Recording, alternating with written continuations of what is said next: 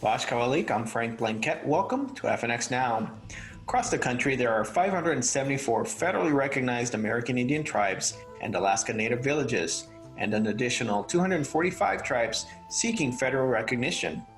Nearly one-third of the Native American population lives on reservation or tribally owned lands, which excluding Alaska surpasses 55 million acres, or 2.3% of the continental United States. Within these lands, fewer than 100 broadcast radio stations are licensed to tribes or affiliated groups. And when you consider other indigenous peoples, including those from south of the U.S. border that currently live in the United States, less than a fraction of a percent of radio stations serve Native and indigenous populations in their own languages. One station has a focus on programming from Indian country and broadcasts not only in Spanish, but in Mixteco, Triqui, and Chatino Indigenous languages is North Bay radio station KBBF 89.1. The station is taking it upon themselves to offer such programming to an area densely populated by migrant workers, and though many languages that are indigenous to southern Mexico are now endangered, an estimated one-third of California's farm workers speaks at least one of these indigenous languages. I would like to share a conversation with Alicia Sanchez, president of KBFF's Board of Directors. I met Alicia during a census briefing for ethnic and minority reporters, and we had similar questions and comments about serving Native American and indigenous language-speaking communities. Alicia is not in an area currently served by FNX, so it was a great conversation and introduction. Let's take a look. So are you familiar with FNX at all, First Nations? No, I'm sorry. No, I'm not. No, it's totally okay. We're not in your area as much as we want to be, but where are you? Where are you? We're based in Southern California, about an hour east of LA. I'm in Rancho Cucamonga border, but our station is in San Bernardino. But we're a national PBS affiliate, and we do 24/7 all indigenous content. So, oh my gosh! Yes. You know what? I'm going to send you the app information because you're in Santa Rosa. That might be close enough to where you can actually see the station via an app on your phone. And so I'll send you that information. But we are a channel that focuses on indigeneity, whether it's American Indian or Native American, and we use Native American tip to tip of the Americas. So right. North, south of the border, that's how we identify Native American people, Alaska Native, and of course we carry a lot of indigenous content. And so I actually saw the information for your radio station on Native Public Media. I don't know if you're familiar with them, but they have a website. Yeah. We also carry like a national Native news. Antonia Gonzalez's show. Antonia Gonzalez. And one of the things we've been really focusing for us is also trying to get more Native American, what I call Native American programs, not just the 5 minutes. I mean, I think it's wonderful, but I wanted to expand it. We also have a program in indigenous languages from Mexico, which is Triqui, Mixteco, and Chatino. But we want to expand all of this. For us, we are looking for more programming, and especially right now with especially the issue of the census. For me, it's very important that we really talk about to all these communities that are hard to reach and that are neglected. During the northern fires that we had, we were the only station that was carrying languages information in Spanish and in this indigenous languages. So for us, we're considered, believe it or not, KBBF 89.1 FM is the first bilingual public radio station in the United States. It was born in 1973. We went on the air, so we're gonna, in a few more years, we will have 50 years being on the air. It's around 10 counties that we cover. We have a very powerful antenna on top of Mount St. Helena's in Calistoga, California, where it's our kind of our community of licenses, where that's where it's at. But anyway, for us, the reason I put this forward right now is because I'm so happy to have met you and that you responded to my request to see if anyone on the Zoom meeting that we just finished would have any public information, that it's already been done, that we can put on our air. We would love to do it to benefit because, we're all together on this one and we need to help each other as we can. So. Well, I could send you links to what we work in video, not so much in audio, but some of it translates. And yes. I think, and maybe you can comment on this. We saw it a couple of years ago. NPR put out a story about this, but it's really been an ongoing issue. There are a lot of the farm workers that come to this country to work the fields are indigenous people.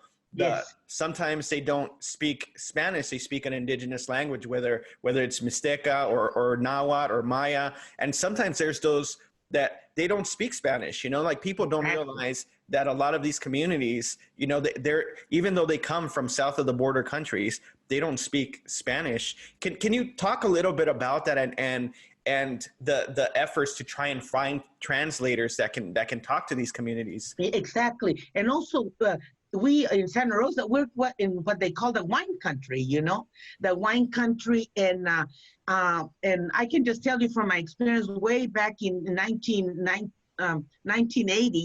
in the 1980s when the immigration, when we had the amnesty, it was the first time for me. I mean, even though I was old, at an age you would think I would know, but that I understand when you say that people don't know that some of these workers that come, especially from Central America and Mexico, definitely from Mexico, do not speak Spanish.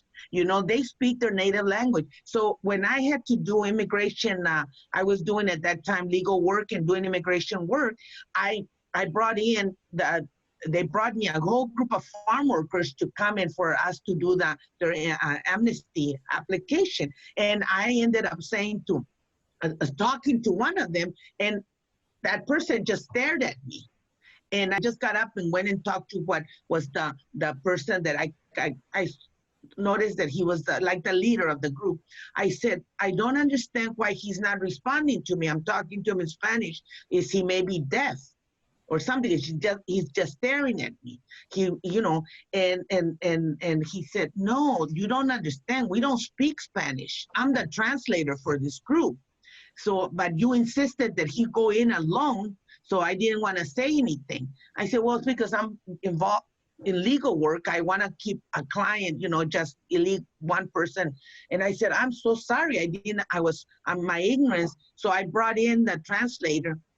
And that to me was the first time that how, all of us, we're so ignorant about other cultures and all that. And I mean, it's not to beat ourselves and be upset about it, it's to become aware and to do something.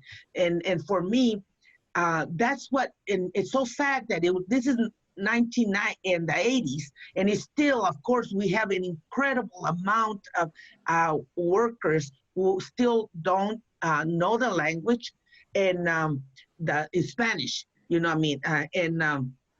so, and like I said, we have a very large agricultural community here because of the wine industry, and so grape industry. So it draws a lot from Mexico, from the different states like Oaxaca, Michoacan, Guerrero, and the different, especially Michoacan and Oaxaca. We have a lot of farm workers coming in, and the ones from Oaxaca are the ones that are the indigenous workers from there. Some of them do know a little bit of Spanish, but most of them don't. And so this is the community that's been hit the hardest. Besides the Spanish-speaking community in our area, the indigenous people are even hit harder because they're not getting the information in their language. And it just until recently, in the last few years, that translators have come up and translated. And we've been blessed to have some of those become programmers at our station. We trained them so that they could be able to put out this information, especially during the fires that we've had in 2017, 2019, and now with the pandemic.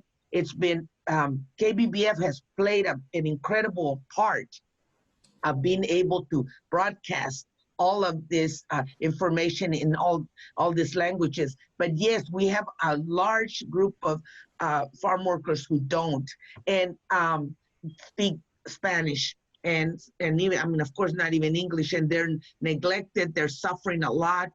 And in the community here in Sonoma County, we have done a lot to try different groups, nonprofit different groups, to try to make sure that we focus on this a group of, I mean, we focus on farm workers, but we're also focusing specifically on the indigenous farm workers that come from, like I said, Central America and also from Mexico. How do you find these translators? I understand that you do the training for them so that they're able to run the board and the radio station, but how do you find these translators, and how many languages do you currently have on air on your station? Yeah, the way we found them, actually, they found, you know, we do get to find someone that knows, like we have, for example, one person that speaks English and Spanish. I mean, I'm sorry, yeah, English and Spanish and Triqui. And then there's another one that you know, just does both Spanish and Triqui, one that does Spanish and Mixteco, one that does Spanish and Chatino.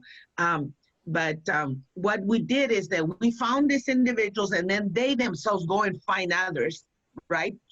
Because they themselves belong to an organization, La Unión Indigenas themselves. They have their own private, their own organizations, and so they are the ones that go out and do a lot of the translation. But for us at KBBF, we have, like I said, predominantly it's only in Spanish. Of course, we do English, but Spanish and Triqui and Mixteco. Those are basically the three languages that we once in a while we find others that will do a program in Chatino and Zapoteco and others that Mayan, but it's not as a consistent like we have the other two languages that we focus on. The thing about this program that I love too is not only do they talk about the issues that are going on and like the census to be counted, and they talk about it from a point of view of saying we have been denied. In a sense, we've been invisible all our lives. We're not Hispanic, we're not Mexicans. In a sense, Mexican, but we are indigenous, and they want to talk more about their individual identity and to be proud of that identity, not only their culture, themselves and all that, but they're also trying to teach other people how to speak the language, the native language. And they even have used, they were for a while, not right now because of the pandemic, but they were having classes at KBBF for the children of families that, you know, either from Triqui or Mixteco. They were trying to teach because so many of the people, the parents, as I was told, the parents don't want their children to speak Triqui, you know, or Mixteco or any other language. You know, they're like, you're here now where you got to speak English. And I totally understand that. I grew up with that. I grew up with the racism myself so bad that I was ashamed to speak Spanish. I came home one day at the age of very young, like 6, 7 years old, and after being hit on the hands and the legs, I got hit so hard, and I would come home with my legs red and my hands, my palms on my hands all red. And my mother asked me, what's going on? And I said, well, I must have done something wrong because they're telling me that, you know, they keep hitting me. And my mom said, maybe you have, I guess, maybe you were talking too much in class. And I said, maybe I was. And then later on, I observed that the white kids were talking and they never got up to go in front of the class and got hit. So I finally realized, oh my gosh, it's because I speak Spanish. So I came home and I told my mother at the age of, 7 years old, whatever age, young age, I said, nobody's gonna speak even though I learned English solidly at the age of 10, but even then, the little bit I knew of English at 7 and 8, I told my mom, nobody's going to speak any more Spanish in this house. No, you're only going to speak to me in Spanish, and I'm going to translate to my brother, my other brother, because I don't want him to be hit. I don't want him to be hit. I have 5 brothers, but he was the one right after me. Anyway, so I understand why parents don't want their children to learn their language, because it's so horrible, the racism that happened. But this group of people that we have at KBBF said, no, we gotta teach our children. We gotta have them come back and say, I am proud to have, to be a Native American, to be indigenous, to speak this unique language.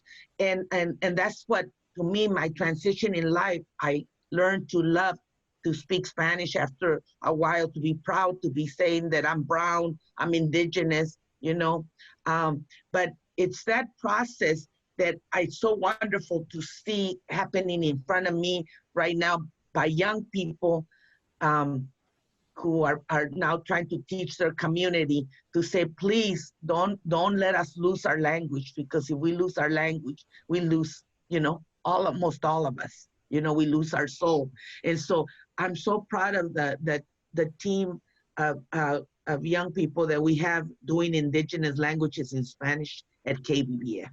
You touch on something very important, because I think inherently, when you look at the things that indigenous people go through in Mexico, Mexico towards indigenous people is one of the most racist countries in general, and it's embedded in the way that they even do business.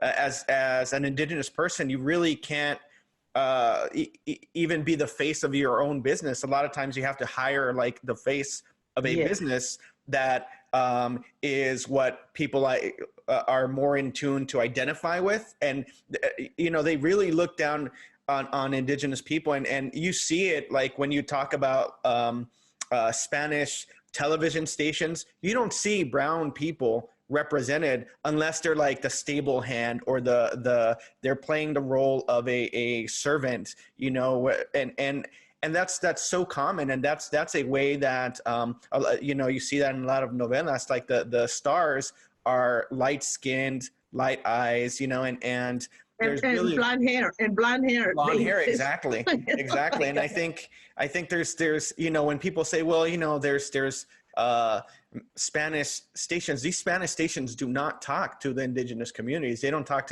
to my family, or it's a way for them to almost be ashamed of their brown skin, and so it's very, I think you touched base on it's inherently when they come to this country, the same way that they want to hide their indigenous language, they want to hide their Spanish speaking. So it's almost like a double. It's almost like erasing yourself twice over. You're erasing like your indigenous language, and then you're erasing your Spanish language. And so it's there's a professor that was a Nahuatl language professor that explained it to me like this: when you know where your roots are, and your roots are indigenous, when you understand those roots, and when you start relearning your language and really identifying with who you are as a person, like even as a child, you start growing these really, really strong roots. And when you're easy to knock over, when you don't have that, when you become grounded, you're actually a lot stronger as a person. Like that self-confidence is there. And I think instilling like the work that you're doing in teaching children language, I think it's very important, because that sense of identity is a sense of strength, especially to children. And I think like letting them know that it's okay for you to be proud of that heritage. You come from a heritage that had surgeons, that has astronomers, that created these calendars that are still like going strong to this day. And if we let them know that they should be proud of that heritage, like that is really going to I feel change the way that they feel about themselves. And it is one of those things that, for me, I view myself as a Chicana. But I'm also, when I did a test to find out about like what, because my parents, my parents are both, they died very young. My father was a farm worker. He died at the age of 56. My mother also died at 68. I'm 69, so I've already at least beaten that one year more than my mother. And I discovered that, oh my gosh, I have all this indigenous. I knew already, I did, but it felt so wonderful to see how much of indigenous that I had. And so it made me feel like, that my coming out, in a sense of claiming that, it's like you said exactly. It's such a beautiful way you said, because it felt like I already had roots that were solid, but it also almost added another whole group of roots, that really put me in there to say, and to say, acknowledge and not, and be proud of who I am. And, like the way I described to my husband right now, I said, oh my gosh, I got a young man that's going to talk to me about native languages and everything else. So I am so happy that it sort of makes, like what you're doing and what I'm doing, is to make more people be aware of the beauty of all of the beauty of being indigenous, of being Black, of being brown, but that being a person of color, that it's something beautiful instead of it being viewed like, like it's nothing, like we're invisible, like we're nothing. And I think we have to, and we owe it to, for me being a grandmother now, I owe it to my granddaughter, but I owe it, I started talking to young people many years before, because when I became aware that, when I told my story about being ashamed to speak Spanish, of having an accent, of looking, I tried not to be, my parents were farm workers, so I lived in Arizona too, where it was so hot, and I would wear hats and long sleeves, so not to get, to get brown, to get darker. My brother coming home one day and telling my mother, please wash me with Clorox, so that, because he was so tired, because he's darker than me.